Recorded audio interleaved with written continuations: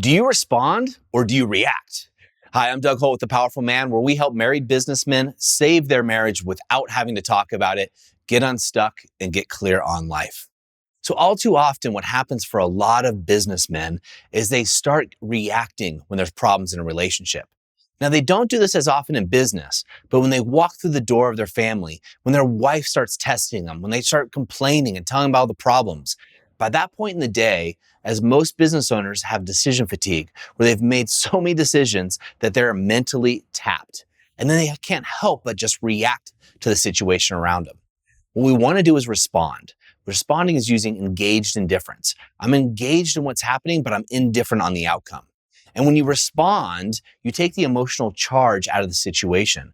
Where reacting, you're firing up and you're going into DEAR mode. And DEAR is an acronym for defend, excuse, explain, react.